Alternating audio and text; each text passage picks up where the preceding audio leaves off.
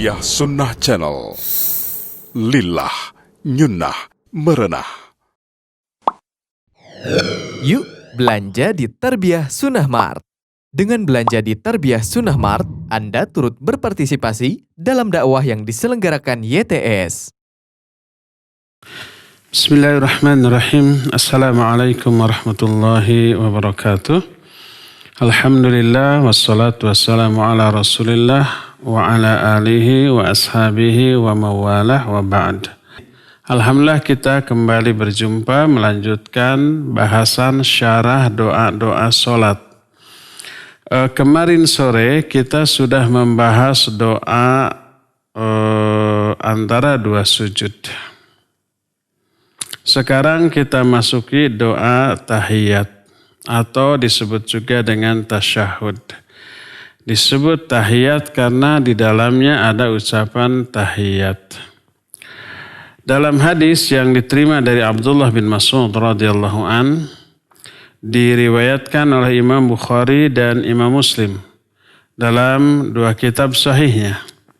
Berkata Rasulullah sallallahu alaihi wasallam, "Idza shalla ahadukum falyaqul at-tahiyyatu lillah was-shalawatu wat-thayyibat. Assalamu alayka ayyuhan nabiyyu wa rahmatullahi wa barakatuh. Assalamu alayna wa ala ibadillahi shalihin. Ashhadu an la ilaha illallah wahdahu la syarikalah wa ashhadu anna Muhammadan abduhu wa rasuluh. Thumma liyakhtara minad du'a a'jabahu ilaihi fayad'u." Muttafaqun alaih wal lafdhu lil Bukhari. Kata Nabi alaihi salatu wassalam, apabila salah seorang di antara kalian salat, pada waktu tasyahud katakan oleh kalian at-tahiyyatu lillah was-shalawatu wat-thayyibat. Kita sampai ke kalimat ini dulu ya, kita terangkan maknanya. Perkataan at-tahiyyatu lillah. At-tahiyyatu jamak dari tahiyyah. Makna tahiyyah adalah al-ikram wa ta'zim wa ma asbaha dzalik, yaitu pemuliaan dan pengagungan. At-tahiyyah adalah setiap kemuliaan, keagungan, ketinggian derajat dan yang sejenisnya, itu semuanya milik Allah. Itulah makna at-tahiyyat. Adapun yang dimaksud dengan lillah, huruf lam di dalam lillah ada dua makna. Makna pertama adalah al-ikhtisas. Makna yang kedua adalah al-istihaq. Ikhtisas artinya pengkhususan saja bagi Allah Azza wa Jalla. Adapun istihqaq artinya yang berhak. Jadi at-tahiyyatu lillah, seluruh kehormatan, seluruh kemuliaan, seluruh keagungan, karena huruf alif lam di dalam at-tahiyyat disebut alif lam lil istighraq. Artinya seluruh jenis tahiyyat, seluruh jenis penghormatan, pengagungan, dan juga pemuliaan itu dikhususkan bagi Allah.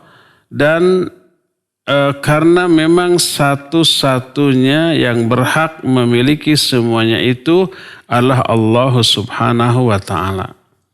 Karena Allah lah satu-satunya zat yang wajib diagungkan, yang layak untuk dimuliakan, yang layak untuk dihormati. Berdasarkan hal itulah maka makna at-tahiyyat seluruh kemuliaan, seluruh keagungan, seluruh kehormatan semuanya milik Allah dan dikhususkan bagi Allah subhanahu wa ta'ala. Hayati makna ini ketika kita mengucapkan kata tersebut di dalam sholat kita, ya. Adapun makna was-sholawat, huruf waw di sini disebut waw ataf, tapi bukan ataf kata ke kata, tapi kalimat ke kalimat, jumlah ke jumlah. Sehingga tidak boleh dikatakan wa huruf ataf as-salawat ma'tuf kepada at-tahiyyat. Kenapa? Karena itu berarti diatafkannya kata as-salawat kepada kata at-tahiyyat. Padahal maknanya adalah at-tahiyyatu lillah was-salawatu lillah. Jadi seluruh keagungan, kehormatan, kemuliaan milik Allah dan seluruh salawat juga milik Allah Subhanahu wa ta'ala. Berdasarkan hal itulah maka seluruh salawat bagi Allah Azza wa Jalla dalam arti milik Allah. Apakah makna as-salawat di sini? Sebab as-salawat mengandung dua makna. As-salawat itu jamak dari solat. Bisa bermakna doa, bisa bermakna solat sebagai ibadah yang biasa kita fahami, kita kenal. Sebuah ibadah yang diawali dengan takbiratul ihram, diakhiri oleh salam dengan ketetapan yang Allah tentukan. Solat. Seperti sholat yang 5 waktu, sholat tarawih, sholat tahajud, sholat rawatib, dan sholat-sholat yang lainnya. Sholawat ini jamak dari sholat dan sholat maknanya dua. Adapun makna sholat secara bahasa artinya doa. Seperti perkataan Allah Azza wa Jalla, khudh min amwalihim sadaqatan tutahhiruhum wa tuzakkihim biha wassalli alaihim inna sholataka sakanul lahum. Ambil dari harta-harta mereka sebagai sedekah, sebagai zakat, sebagai pensuci mereka dan pembersih harta mereka dengan zakat tersebut. Pembersih jiwa, pembersih harta juga. Wassalli alaihim dan salli alaihim. Salatlah kepada mereka. Makna salat ini doakan mereka. Inna sholataka sakanul lahum. Karena salat kamu artinya doa kamu itu menenangkan mereka. Menentramkan orang-orang yang diambil hartanya sebagai zakat. Salat di sini maknanya adalah doa. Karena memang secara bahasa mana asal dari salat itu adalah doa. Adapun makna sholat secara istilah syar'i adalah satu ibadah yang diawali dengan takbiratul ihram dan diakhiri dengan salam dengan ketetapan yang Allah tentukan. Itu adalah sholat yang ma'ruf yang kita kenal sehari-hari minimal 17 kali dalam sehari semalam. Nah, apakah as-salawat di sini maknanya doa atau maknanya sholat? Mencakup kedua-duanya.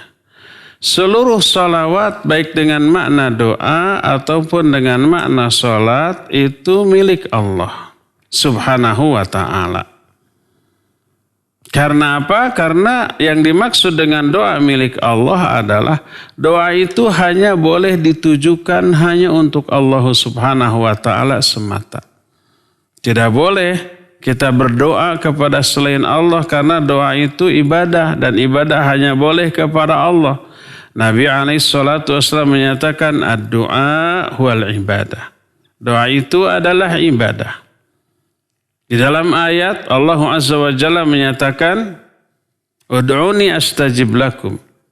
Innal ladzina yastakbiruna an ibadati sayadkhuluna jahannama dakhirin. Berdoalah kalian semuanya kepadaku. Aku pasti akan kabulkan doamu. Sesungguhnya orang-orang yang takabur dari ibadah kepadaku. Maksud ibadah di sini doa. Takabur dari berdoa artinya tidak mau berdoa. Takabur karena dia yakin kepada skill dia. Kepada kemampuan dia. Kepada teamwork dia, kepada jaringan dia, kepada backing dia. Saya mah tanpa harus berdoa kepada Allah pasti sukses. Takabur itu. Innal ladzina yastakbiruna an ibadati. Orang-orang yang takabur dari berdoa kepadaku. Berdoa di sini disebut dengan ibadah. sayadkhuluna jahannama dakhirin. Mereka itu akan masuk ke dalam neraka jahanam dalam keadaan terhina. Jadi doa itu ibadah, karena itulah maka hanya boleh ditujukan kepada Allah. Berdoanya kepada Allah. Tidak boleh berdoa kepada selain Allah. Sekalipun kepada para malaikat. Apalagi kepada para nabi yang sudah meninggal. Apalagi orang-orang biasa di bawah para nabi. Para solihin, para ulama, para aulia Allah yang sudah meninggal. Tidak boleh kita berdoa kepada mereka. Mana yang lebih hebat? Mereka atau para nabi? Para nabi. Tapi kepada para nabi juga tidak boleh. Mana yang lebih hebat? Para nabi atau para malaikat? Dari segi kemampuan para malaikat jauh lebih hebat. Maka kepada para malaikat pun berdoa tidak boleh. Umpamanya kita mengetahui tugas-tugas malaikat. Di antaranya yang bertugas mengatur rizki, termasuk hujan, termasuk siapa yang menumbuhkan tumbuh-tumbuhan, prosesnya dikerjakan, diproses oleh malaikat Mikail dengan bantuan malaikat-malaikat lainnya. Tapi top manajernya, pemimpinnya adalah malaikat Mikail yang mengatur semua itu. Bolehkah kita berdoa, wahai malaikat Mikail, beri saya rizki, turunkan hujan, tumbuhkan dengan subur ladang saya? Boleh? Nggak boleh, haram. Karena beribadah kepada berdoa kepada malaikat Mikail berarti berdoa kepada malaikat Mikail, nggak boleh. Minta kepada Allah, Allah perintahkan nanti malaikat Mikail untuk memproses. Malaikat Mikail tidak berwenang memutuskan. Dia hanya pelaksana dari apa yang Allah perintahkan. Tanpa ada perintah Allah tidak bisa dan tidak akan mau melaksanakan. Jadi memintalah, berdoalah hanya kepada Allah Azza wa Jalla. Makanya semua doa milik Allah. Artinya hanya ditujukan, boleh ditujukan kepada Allah Subhanahu wa Ta'ala. Demikian juga sholat yang di dalamnya ada ruku, ada sujud, ada berdiri, ada duduk, ada bacaan Fatihah, ada sholat. Semuanya hanya boleh ditujukan kepada Allah. Aspek niatnya hanya untuk Allah, sholat ini hanya untuk Allah, bukan untuk manusia. Dan demikian juga tata cara sholatnya berdasarkan aturan dari Allah yang dijelaskan oleh Rasul Sallallahu Alaihi Wasallam melalui wahyunya. Maka siapa orang yang sholat tapi niatnya ingin dilihat oleh orang, riya, Allah murka. Celaka tuh orang yang sholatnya kayak begitu. Allah berfirman, fawailul lil musallin. Celaka tuh orang yang sholat. Salah satu penyebabnya alladzina hum yura'un, yaitu orang-orang yang riya. Selain sahun, alladzina hum an salatihim sahun, alladzina hum yura'un. Yang riya. Walaupun umpamanya di dalamnya seluruhnya berisi kebaikan. Al-Fatihahnya, takbirnya, Allahu Akbar, rukunya, sujudnya, semuanya. Tapi niatnya ingin dilihat orang, celaka. Allah murka itu. Karena dia meniatkannya bukan untuk Allah secara murni, tapi dibagi. Sebagian untuk Allah, sebagian untuk sesama manusia, untuk memperoleh pujiannya. Maka Allah murka. Semua sholawat bagi Allah, baik doa ataupun apa, sholat. Maka ini mengisyaratkan setiap doa wajib hanya ditujukan kepada Allah karena milik Allah, tidak boleh ditujukan kepada selain Allah. Yang keduanya, semua sholat kita baik yang fardu ataupun yang sunnah, semuanya wajib dilakukan secara ikhlas hanya untuk Allah Azza wa Jalla. Itulah makna was-sholawat. At-tahiyyatu lillah was-sholawatu. Nah, segala kehormatan, keagungan, kemuliaan milik Allah dan juga semua sholat milik Allah. Sekarang wat thayyibat, thayyibat jamak dari thayyib. Thayyib itu lawannya khabith. Thayyib itu secara bahasa artinya baik. Seluruh kebaikan tashmulu asya' katsirah la tuhsar. Mencakup banyak sekali perkara yang tidak bisa dihitung. Di antaranya at-thayyibat minal awsafi kulliha lillahi azza wa jalla. Pertama, maksud at-thayyibat adalah seluruh sifat-sifat yang baik hanya milik Allah subhanahu wa ta'ala. Allah tidak memiliki sifat yang buruk, sifat yang rendah, yang hina, sifat yang tidak layak bagi diri Allah. Enggak.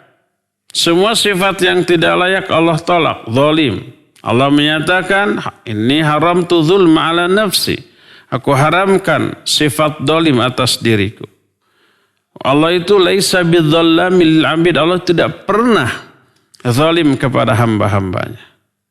Sifat suka ngantuk dan tidur oleh Allah dinafikan, ditolak. La ta'khudhuhu sinatu wala naum. Allah itu tidak terkena ngantuk apalagi tertidur. Lam yalid wa lam yulad. Allah itu tidak punya anak dan juga tidak dilahirkan. Ini sifat yang Allah tolak. Karena semua itu aib. Tidak layak bagi diri Allah sebagai penguasa semesta alam. Demikian juga sifat penyerupaan dengan makhluk. Laisa kamitslihi syai'un wa lam yakul lahu kufuwan ahad. Tak ada sesuatu pun yang serupa dengan Allah. Itu semua aib, itu semua kekurangan, itu semua tidak layak Allah tolak dari dirinya. Maka yang Allah miliki dari sifatnya hanyalah kebaikan. Dan Allah tidak menerima apapun kecuali yang baik-baik. Amal buruk Allah tolak. Allah murkai, yang Allah terima hanyalah amal baik. Baik dari segala segi, aspek lahirnya ataupun batinnya. Lahirnya baik tapi batinnya jelek, Allah tolak. Seperti sholat, lahiriahnya baik. Berdiri, Fatihah, baca surat, ya, takbir dan seterusnya. Tapi lahiriahnya riya, batiniahnya riya, ditolak oleh Allah. Batinnya juga harus baik, amal sholat dan amal-amal apapun. Maka berkata Rasul sallallahu alaihi wasallam dalam hadis sahih riwayat Imam Muslim, "Innallaha thayyibun la yaqbalu illa thayyiba." Sesungguhnya Allah itu maha baik dan tidak akan menerima kecuali yang baik-baik. Ini yang pertama. Kedua, at-thayyibat minal af'al. Fa kullu af'alillahi thayyibah. Kedua, yang dimaksud seluruh kebaikan itu adalah seluruh perbuatan Allah. Semua perbuatan Allah itu baik, sekalipun perbuatan Allah yang baik tersebut kadang-kadang pahit terasa, sakit terasa oleh hambanya, oleh manusia. Membuat manusia itu menderita. Seperti musibah, seperti azab di dunia yang berupa penderitaan yang Allah berikan kepada mereka. Apa itu perbuatan Allah, apa bukan? Ialah perbuatan Allah. Musibah, baik itu bencana alam, gempa bumi, longsor, banjir, tsunami, termasuk menyebarnya virus corona sekarang ini. Itu semua perbuatan Allah apa bukan? Iya.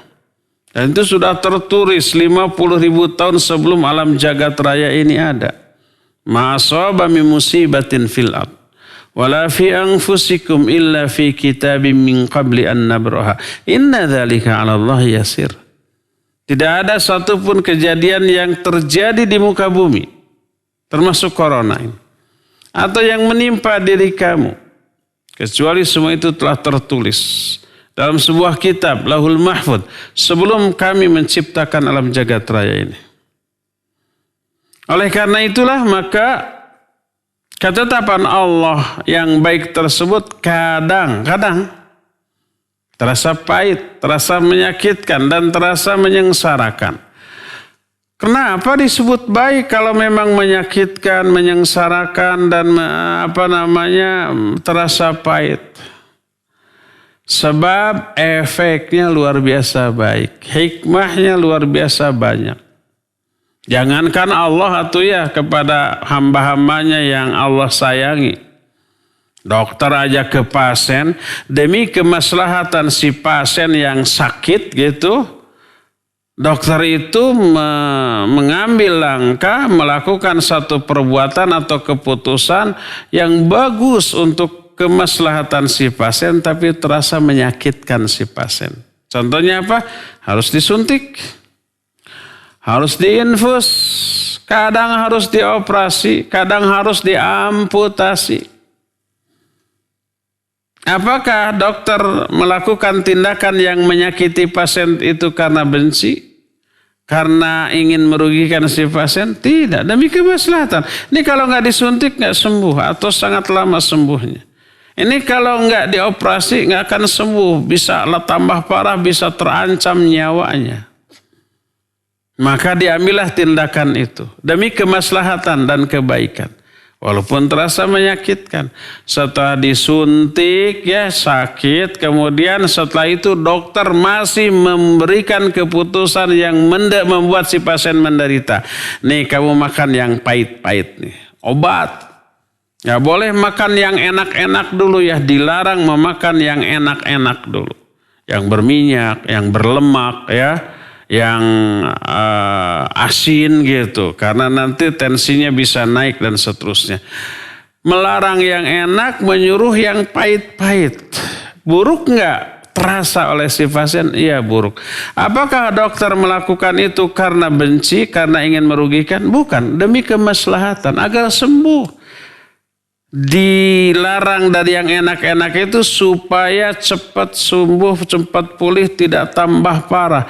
Disuruh makan yang pahit-pahit itu agar segera pulih, agar segera sembuh, agar segera normal. Setelah normal bebas lagi makannya tuh ya.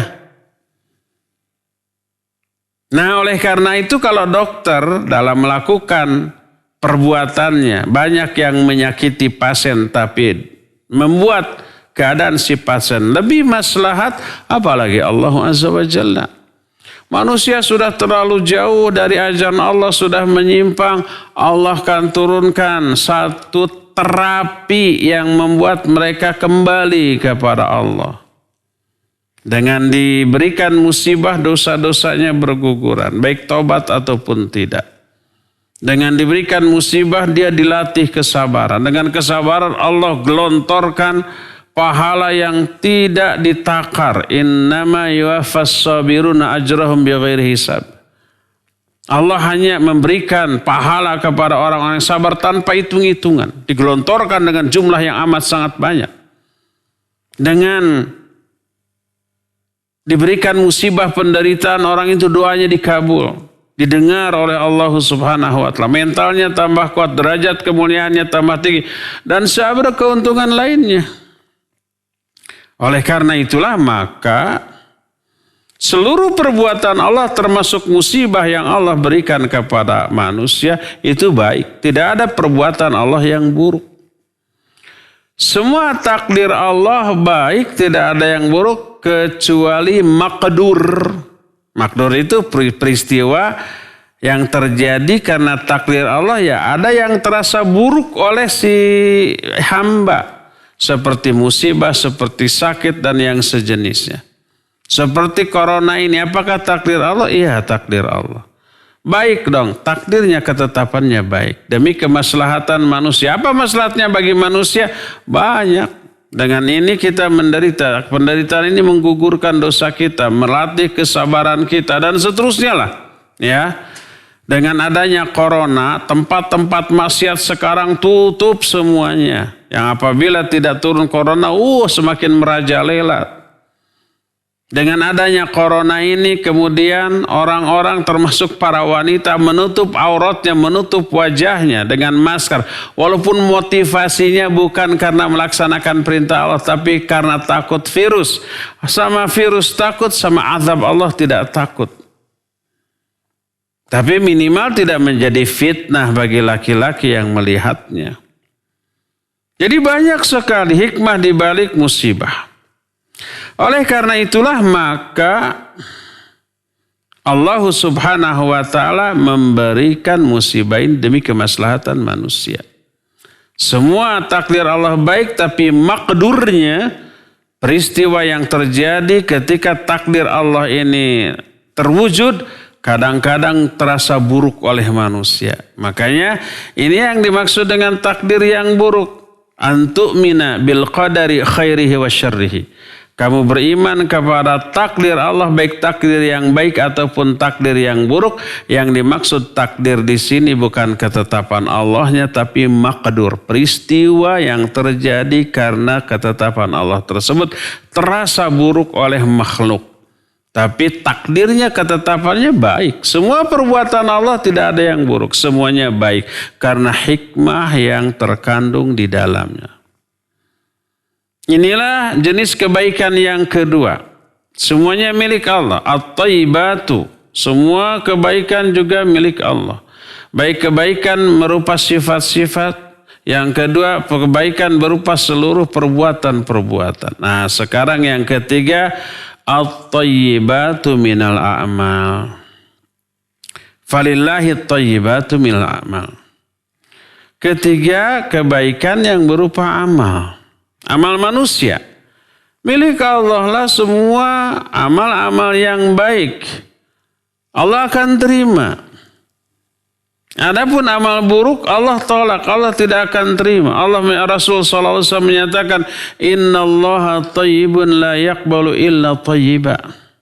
Sesungguhnya Allah itu baik dan tidak akan menerima kecuali yang baik-baik. Baik apanya? Lahirnya dan batinnya.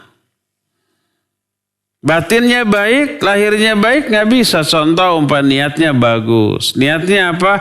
Mau infak, sedekah, bangun masjid, bangun pesantren untuk membangun kepentingan dakwah untuk menyantuni fakir miskin. Tapi bentuk perbuatannya buruk, nyopet, nyolong, maling, nipu, merampok. Nggak bisa. Al-ghayah la tubarirul wasilah. Tujuan tidak menghalalkan segala cara. Tujuan baik, niat baik, caranya harus baik. Maka bila salah satu di antara ini tidak ada, maka itu buruk dan ditolak. Niatnya baik, perbuatannya buruk, ditolak. Perbuatannya baik, niatnya buruk juga ditolak. Contoh niat baik tapi perbuatan buruk, nyopet, nyolong, mencuri, merampok. Itu buruk. Walaupun niatnya baik. Untuk apa? Untuk bangun masjid.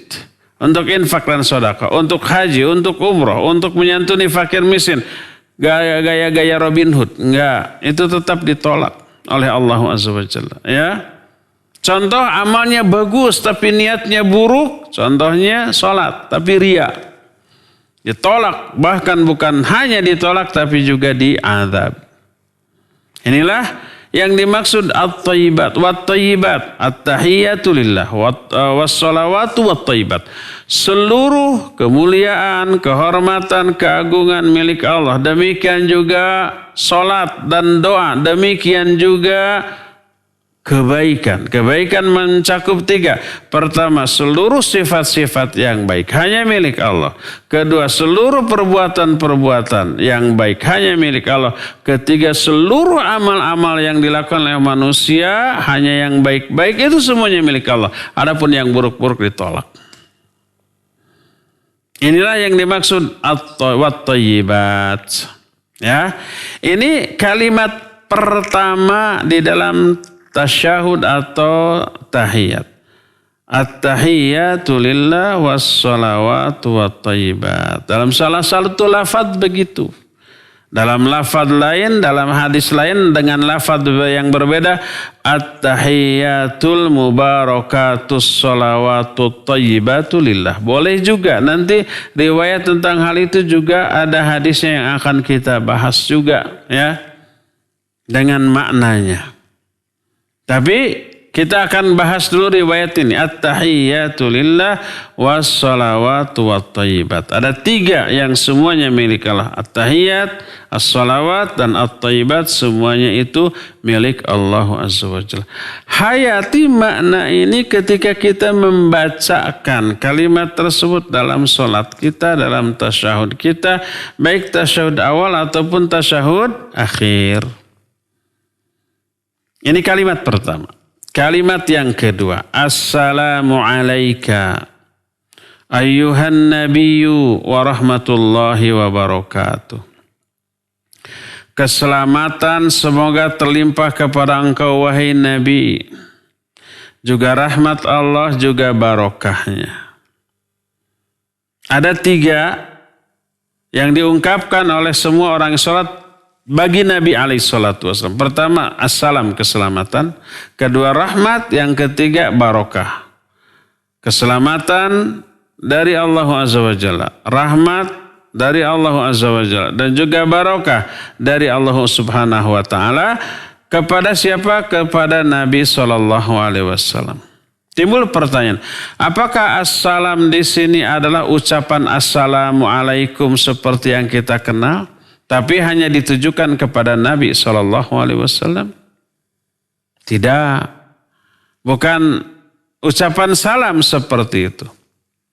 Oleh karena itu para sahabat tidak mengeraskan bacaan ini ketika tasyahud lalu dijawab oleh Nabi dengan jawaban waalaikumsalam. Enggak. Padahal itu ditujukan kepada Nabi SAW. Andai umpamanya para sahabat ada sedang sholat sunat, Nabi SAW ada di sampingnya. Lalu sahabat itu mengatakan assalamu alayka ayyuhan nabiyyu wa rahmatullahi wa barakatuh. Nabi ada mendengar. Apa beliau menjawab? Waalaikumsalam. Tidak. Kenapa? Karena ucapan assalamu alayka di sini adalah doa di dalam sholat. Bukan menyampaikan salam seperti ucapan salam ketika berjumpa. Karena apa? Karena apabila seseorang sedang sholat kemudian sengaja mengucapkan assalamualaikum kepada orang yang ada di sana, maka batal sholatnya. Kita lagi sholat dalam keadaan apapun, termasuk duduk di antara 2 sujud atau duduk tahiyat, ada orang. Kita bilang assalamualaikum, maka batal sholatnya. Termasuk kepada Nabi SAW. Ketika beliau masih hidup dan ada di samping sahabat tersebut, maka batal sholatnya. Oleh karena itu, ya, yang dimaksud dengan assalamu alaika adalah doa semoga keselamatan terlimpah atasmu wahai Rasulullah. Ini pertama, ini doa, bukan ucapan salam yang harus dijawab. Kedua, timbul pertanyaan, kalau memang ini doakan kepada Allah, tapi kenapa pakai kata ganti orang kedua tunggal? Masih ingat kan pelajaran bahasa Indonesia sejak entah SD entah SMP. Kata ganti orang, kata ganti pertama tunggal saya, aku gitu ya. Kata ganti pertama jama kami atau kita. Kata ganti kedua itu kamu dan kalian ya. Kalau tunggal kamu seorang, kalau kalian berarti jama. Nah ini assalamu alaika. Semoga keselamatan terlimpah kepada engkau. Kepada engkau ini orang kedua. Seolah-olah Nabi SAW itu ada di hadapannya. Bukankah ini mendoakannya kepada Allah? Berdoa kepada Allah isinya untuk Nabi. Kenapa tidak? Assalamu ala nabi wa rahmatullahi wa barakatuh. Dijawab oleh para ulama, diantaranya oleh Syekh Muhammad bin Shalih Al-Utsaimin rahmatullahi alaih. Beliau menyatakan anna hadza yadullu ala quwwati istihdari da'i ka'annama an-nabiy sallallahu alaihi wasallam amamah yukhatibuhu. Walidzalik naqul inna hadha ad-du'a bi hadzal lafadz baqin ila yaumil qiyamah.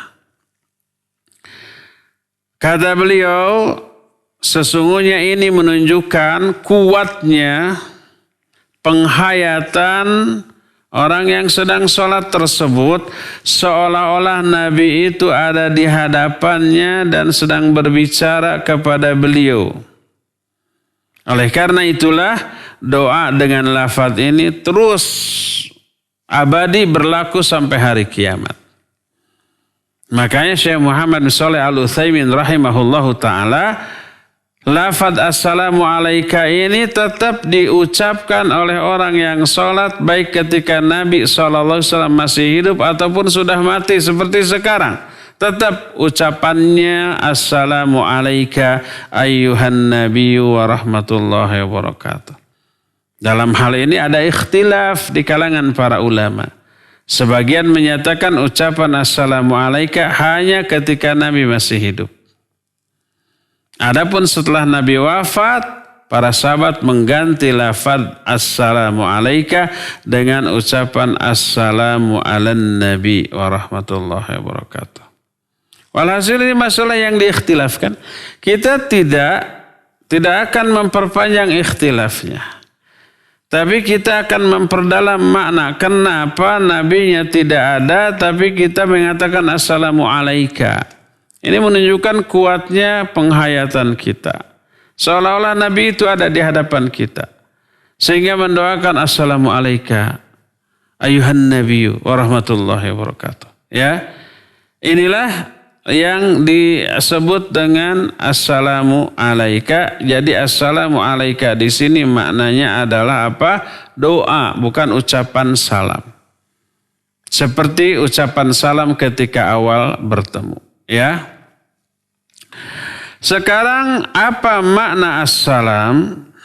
Maknanya adalah ad-du'a'u lahu bis salamati min kulli mu'dhin. Yaitu doa keselamatan dari semua orang yang menyakitinya. Kalau timbul pertanyaan, pertama nih. Bukankah Nabi SAW dipastikan selamat walaupun kita tidak mendoakannya? Untuk apa didoakan keselamatan? Beliau mah sudah selamat atuh. Ya.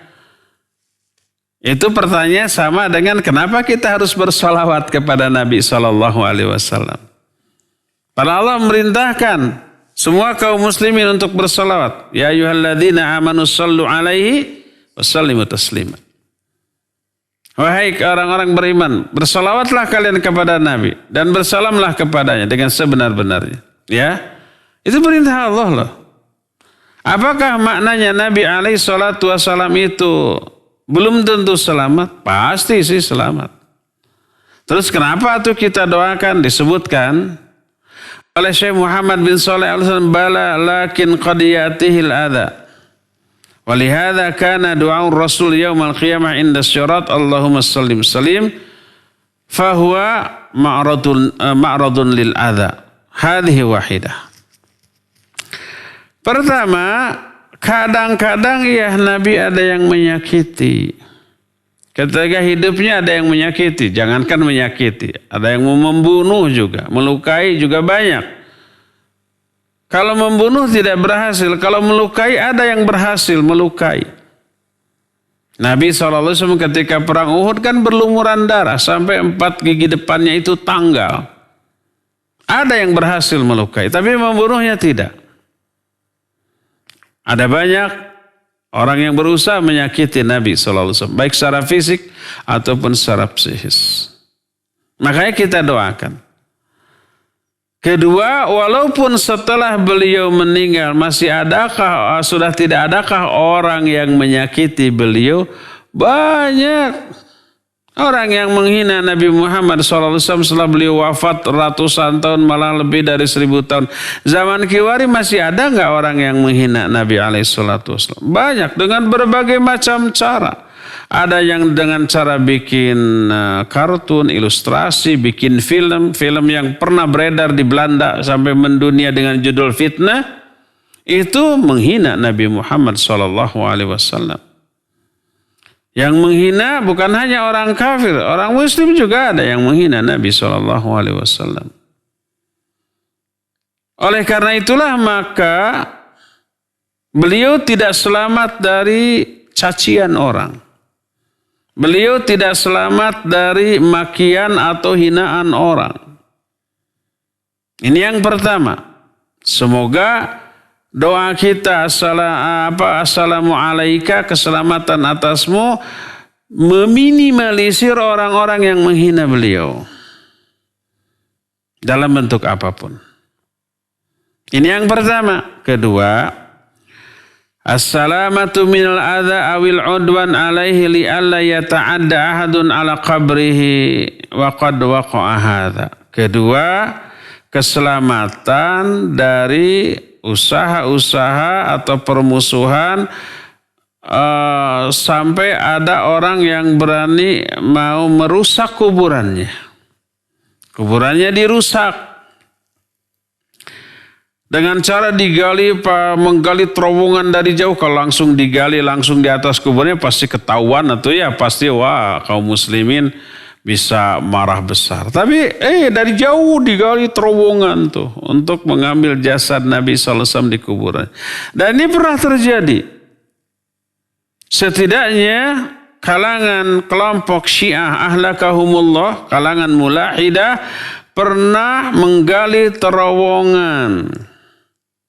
Dari mana? Dari jauh ke arah kuburan Nabi SAW. Dan saat itu kaum muslimin tidak ngeh, tidak mengetahui, sampai khalifah yang saat itu menjadi penguasa, di dalam kekuasaannya bermimpi bahwa ada 2 orang yang menggali kuburan Nabi SAW dari jauh untuk bisa sampai kepada lokasi tepat di kuburan Nabi SAW. Mimpi itu berulang-ulang, tidak hanya sekali 2 kali. Kalau sekali 2 kali mungkin dianggap mimpi berlalu begitu saja. Tapi ini berkali-kali sampai akhirnya dia terkejut. Akhirnya dia datang ke ke Madinah tersebut. Kemudian memanggil para petugas. Oleh karena itulah maka dipanggil semuanya. Setelah dipanggil semuanya, dilihat wajahnya, enggak ada wajah 2 orang yang dia lihat di dalam mimpinya. Kemudian coba panggil seluruh penduduk Madinah. Dipanggil, dilihat satu-satu. Tidak ada. Apa semua sudah ngumpul? Dijawab sudah, kecuali ada 2 orang asing yang masih berada dalam masjid. Masjidnya kan besar. Coba panggil ke sini. Dipanggil, ternyata kedua orang tersebut, ya kedua orang yang wajahnya terlihat di mana? Di dalam mimpinya. Akhirnya diselidiki dan betul 2 orang ini adalah 2 orang yang sedang menggali terowongan menuju ke kuburan Nabi SAW. Dan Allah Azza wa Jalla sampai sekarang memelihara kuburan Nabi SAW. Tidak mungkin seorang muslim yang memiliki tauhid dan iltizam yang kuat kepada sunnah Nabi SAW berani menggali. Walaupun sekedar memindahkan, enggak. Kalau umpamanya ada isu-isu, pemerintah Saudi ada rencana mau menggali kuburan Nabi dan memindahkan ke tempat lain agar Masjid Nabawi steril dari kuburan, itu dusta, bohong, hoax. Orang yang cari sensasi aja itu mah. Karena ada kan dulu pernah hoax bahwa pemerintah Saudi akan menggali kuburan Nabi untuk dipindahkan. Lalu ada tokoh Islam di Indonesia, protes kuar-kuar. Ternyata itu hoax. Apa ngomongnya dia? Tadinya sih benar, cuma karena kita protes, itu akibat jasa kita, kata. Makanya nggak jadi, kemudian disebut hoax, padahal benar. Ada yang sotoy begitu, cari sensasi saja, ya, nggak mungkin. Berdasarkan hal itulah, maka Nabi SAW banyak terkena dengan upaya orang untuk mengganggu walaupun setelah kematiannya. Makanya kaum muslimin seluruhnya mendoakan assalamu alayka ayyuhan nabi, ya. Kita katakan innahu assalamah minal adha. Kedua, apa mungkin ada gangguan maknawi? Iya, jelas maknawi. Apa artinya? Gangguan maknawi adalah permusuhan terhadap syariatnya dan sunnahnya. Sunnah Nabi SAW dilecehkan oleh orang kafir, bahkan oleh orang Islam. Asal ada hadis walaupun sahih nggak masuk akal, dilecehkan hadis itu. Banyak. Ketika Nabi SAW membolehkan orang minum kencing unta, banyak orang tertawa, tuh Nabi kalian tuh jorok seperti itu. Ketika ada hadis Nabi SAW kalau umpamanya ya ada lalat yang masuk ke minumanmu, celupkan lalat itu, buang lalatnya, minum airnya. Karena di satu sayap ada penyakit, di satu sayapnya lagi ada obatnya. Hadis ini sahih riwayat Imam Muslim. Orang banyak yang melecehkan hadis ini. Ketika umpamanya ada hadis bahwa Nabi Musa didatangi oleh malakul maut untuk diminta nyawanya, Nabi Musa menolak, lalu ditonjoklah malakul maut sampai keluar kedua matanya. Ini hadis ini sahih riwayat Imam Bukhari dalam kitab Sahih Bukhari. Banyak orang yang melecehkannya, nggak masuk akal. Itu adalah menyakiti Nabi SAW secara maknawi. Syariatnya, sunnahnya yang dilecehkan. Nah, yang seperti ini banyak, ya. Berdasarkan hal itulah maka ya kita disyariatkan untuk mendoakan assalamu alaika ayyuhan nabi.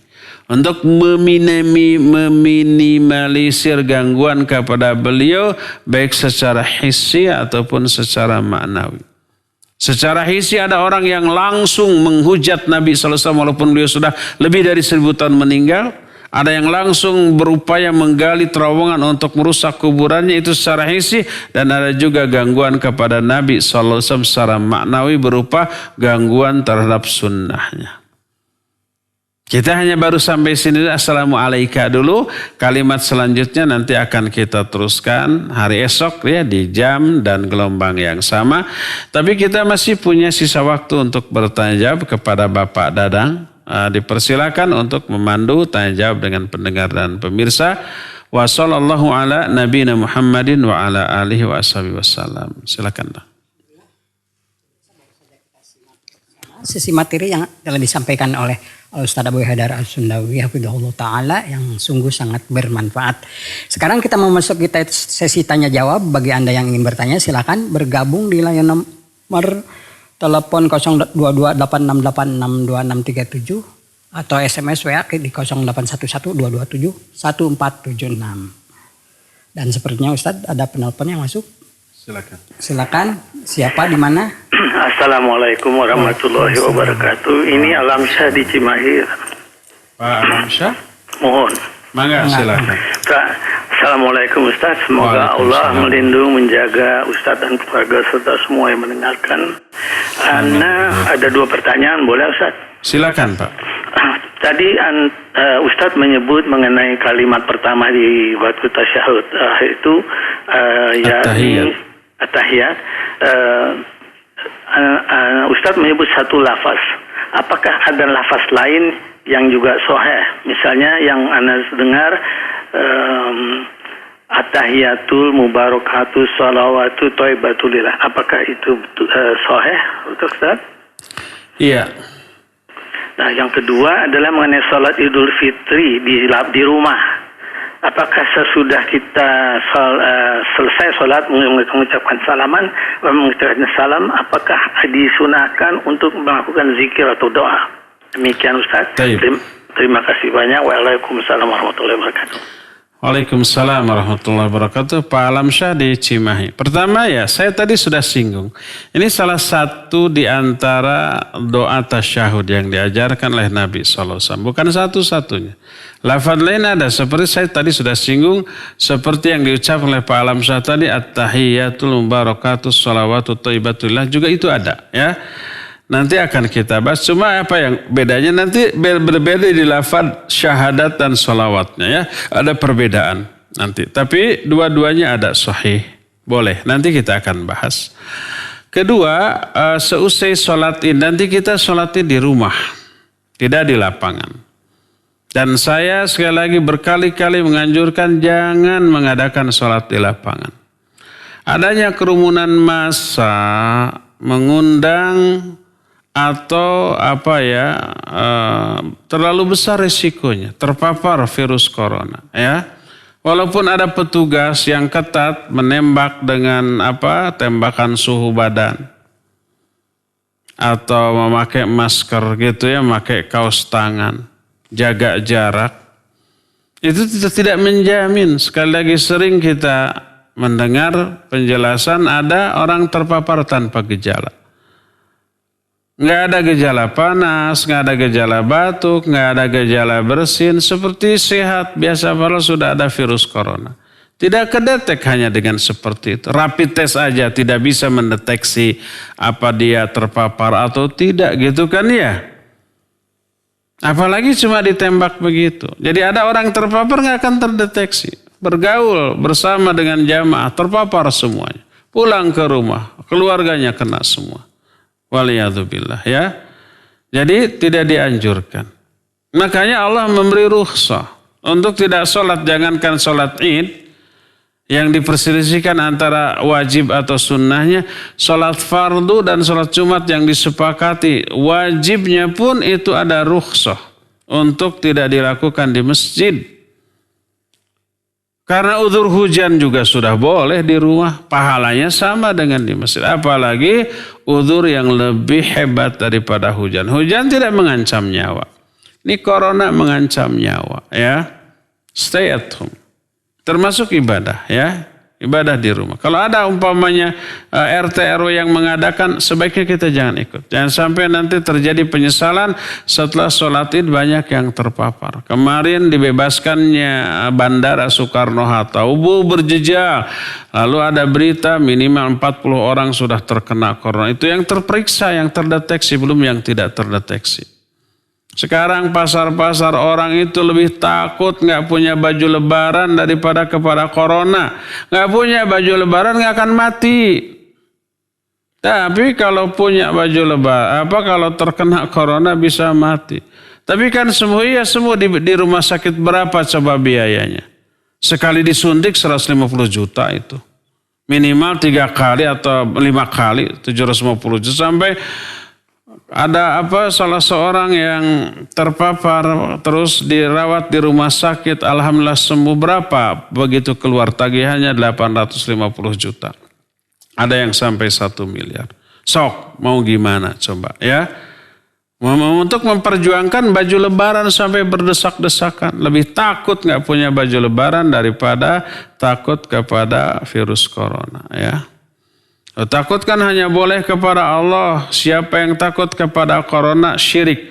Itu orang jahil. Ya.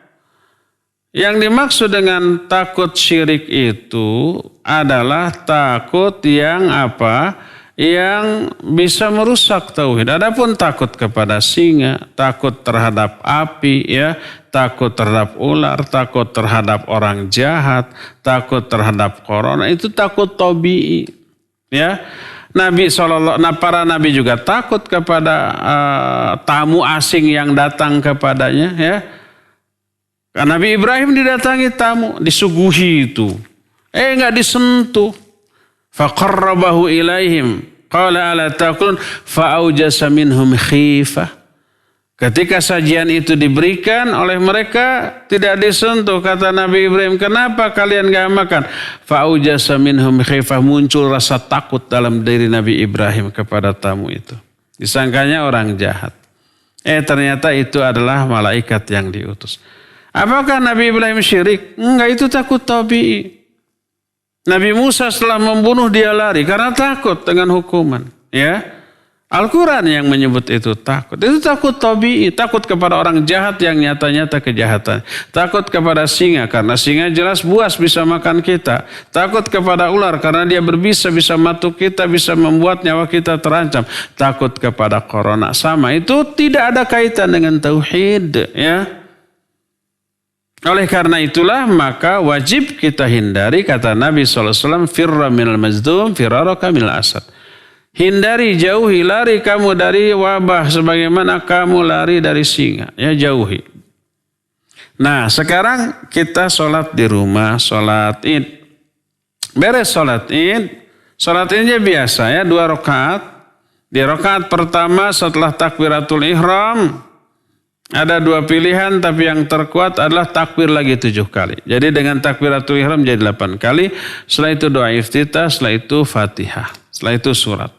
Setelah itu ruku, sujud, dan seterusnya. Rakaat kedua begitu bangkit dari sujud, berdiri, takbir. Nah, setelah berdiri tegak, takbir lagi 5 kali. Jadi dengan takbir bangkit dari sujud jadi 6 kali.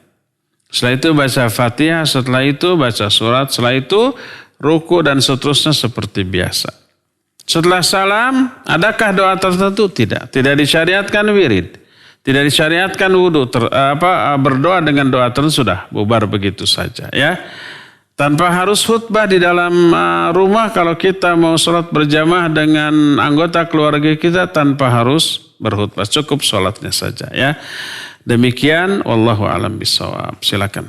Syukron, jazakallah khairan Ustaz atas jawabannya. Mudah-mudahan Pak Lamsa di rumah bisa memahami apa yang tadi dijawab oleh Ustaz. Ada penelpon lagi Ustaz? Silakan. Udah masuk, siapa di mana? Abdullah dari Jakarta. Pak Abdullah di? Halo. Assalamualaikum. Waalaikumsalam. Silakan Pak Abdullah. Ini Ustaz mau menanyakan masalah yang kita harus tinggal di rumah terus. Kurang keras Pak? Keras, Pak. Bisa dikerasin. Mau menanyakan mengenai bahwa kita memang harus tinggal di rumah terus. Iya. Nah terus ya saya taat kepada himbauan pemerintah. Iya. Yang jadi masalah selama di rumah, yang menjadi masalah bagaimana supaya kita itu tidak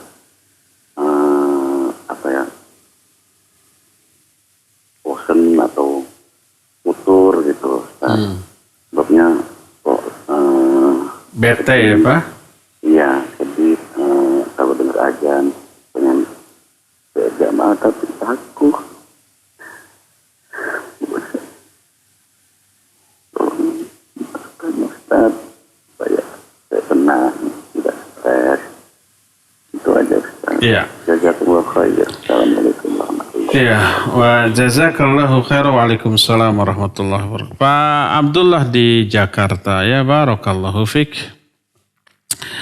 Iya, kita semua merasakan, kita jemu, kita bete, kita bosan di rumah ya.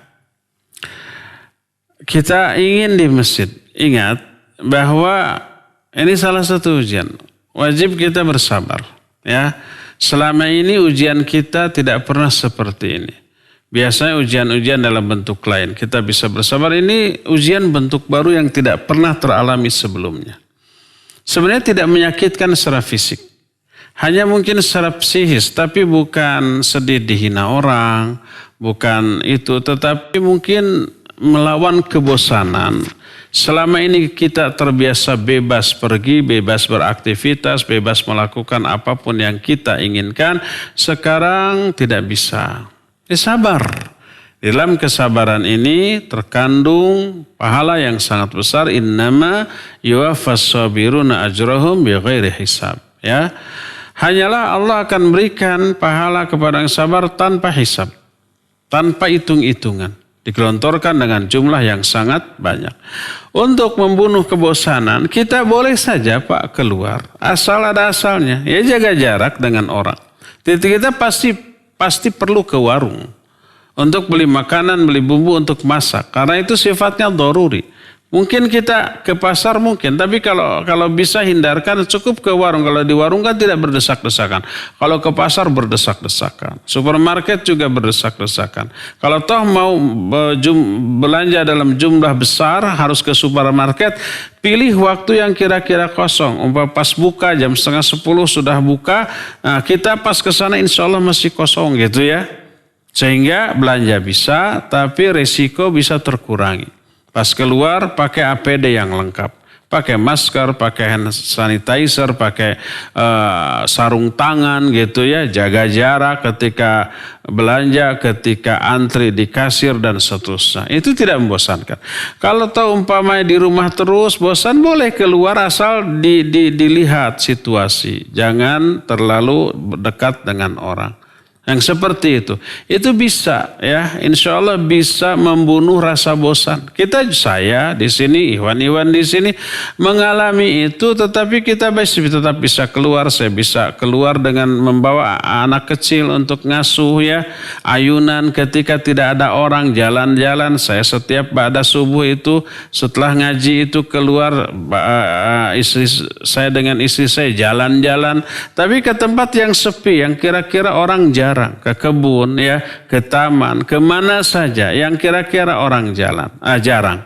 Terus isi di rumah dengan apa? Dengan ibadah. Itu yang kemudian kita harus berusaha enjoy dengan ibadah.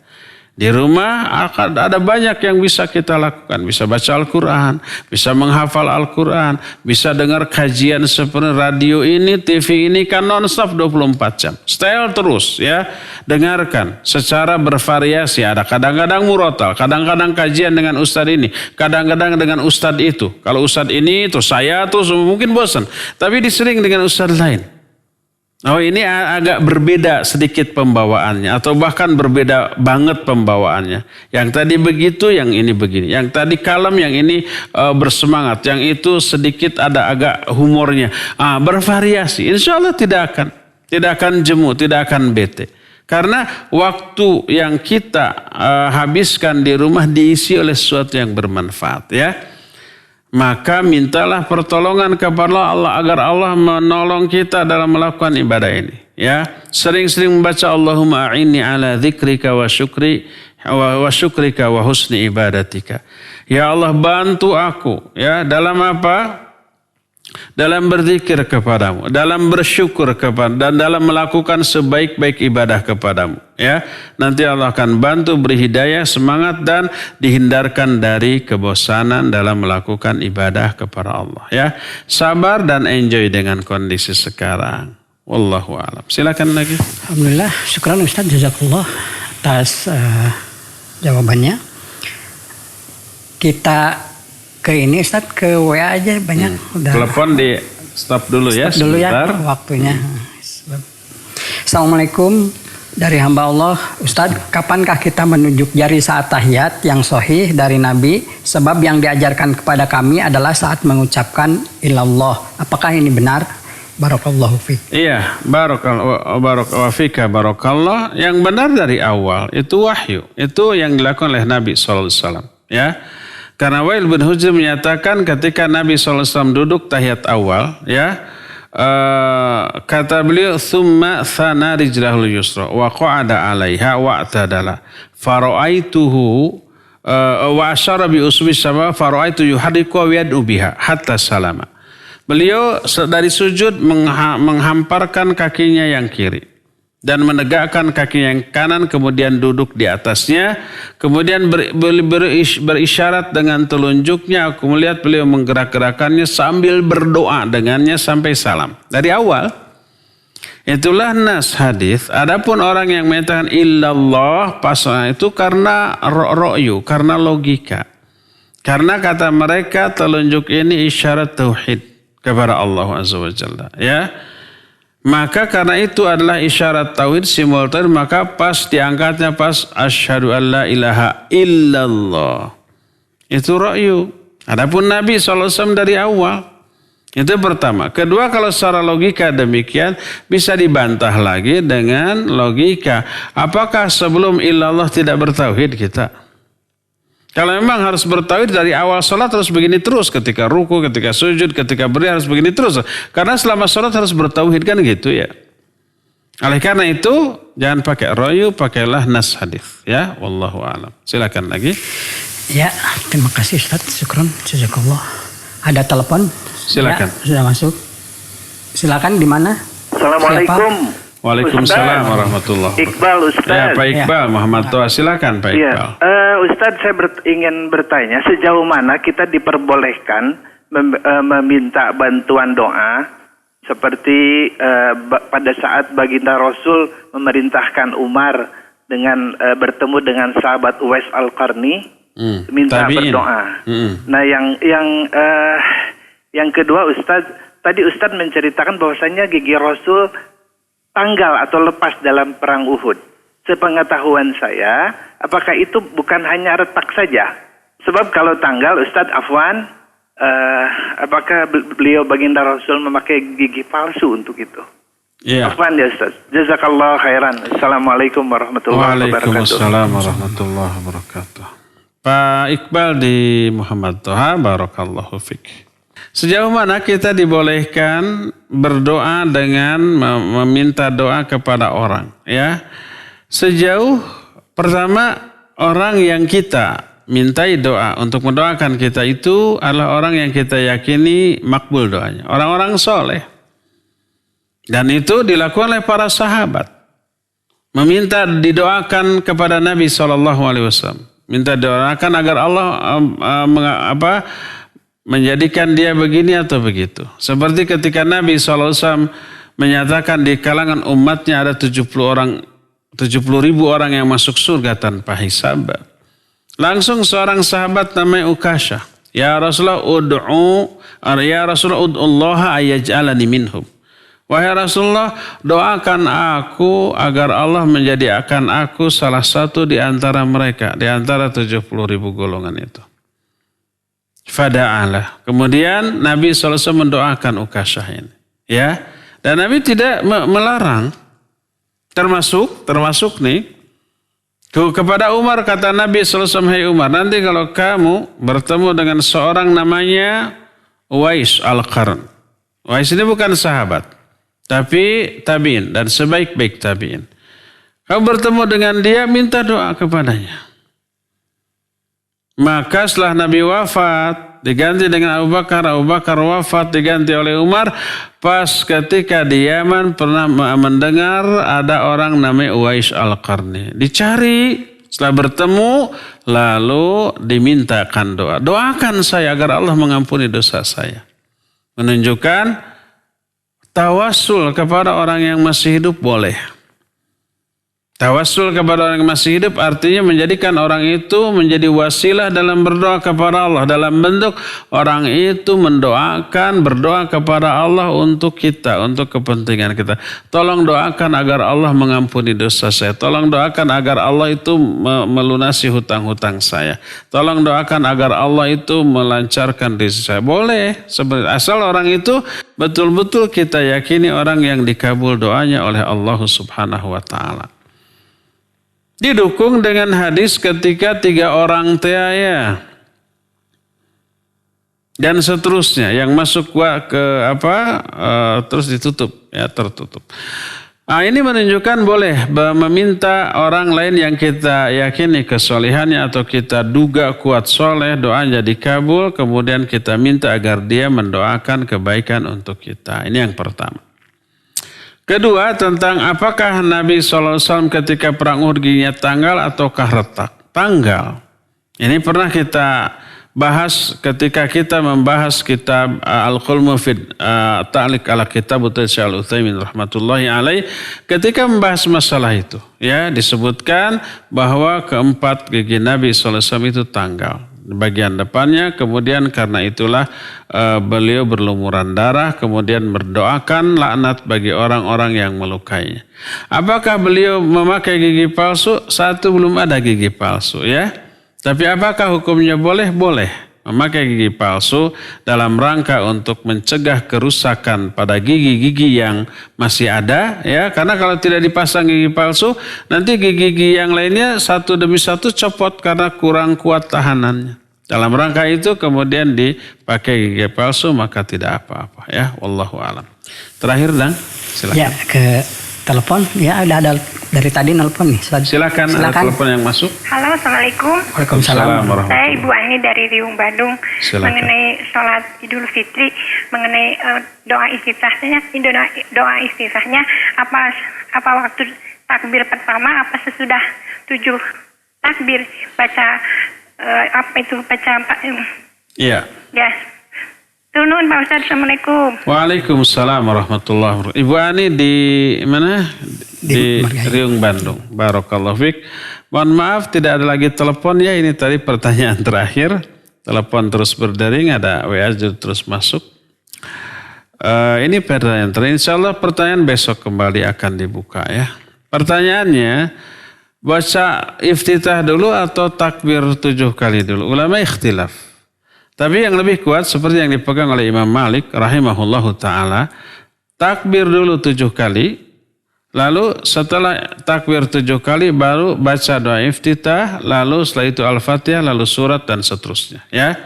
Ada ulama lain seperti Imam Ahmad menyatakan bahwa yang benar beliau berpendapat iftitah dulu baru takbir. Nah, kenapa dianggap lebih kuat Imam Malik? Karena Imam Malik mewarisi kebiasaan turun-menurun, secara turun-temurun, kebiasaan orang-orang Madinah. Karena beliau tinggal di Madinah. Dan jarak antara Nabi kepada Imam Malik tidak begitu lama, sekitar 100 tahun. Dan para sahabat belum lama ini meninggalnya. Kemudian Imam Malik lahir dan kemudian menjadi imam di sana. Jadi kebiasaan orang-orang Madinah itu mewarisi kebiasaan ibadah yang dilakukan sejak zaman Nabi dan para sahabat. Makanya beliau mengikuti itu, ya. Nah, kebiasaan orang-orang Madinah dan ini yang dipegang oleh Imam Malik, menyatakan takbir dulu 7 kali, baru setelah itu membaca doa iftitah, lalu Fatihah, lalu surat, ya. Dan inilah yang lebih kuat dan ini yang saya dan kawan-kawan di sini memegang dan mengamalkannya. Takbir dulu 7 kali, setelah itu baca iftitah, lalu setelah itu Fatihah, lalu surat, ya. Ya, cukup ya sampai di sini saja karena waktunya terbatas. Insyaallah kita berjumpa kembali besok pagi ba'da sholat subuh, dan untuk materi ini kita akan lanjutkan ba'da asar besok di sore hari menjelang berbuka. Subhanakallahum bihamdik asyhadu an la ilaha illa anta astaghfiruka wa atubu ilaik. Walhamdulillahi rabbil alamin. Wassalamualaikum warahmatullahi wabarakatuh.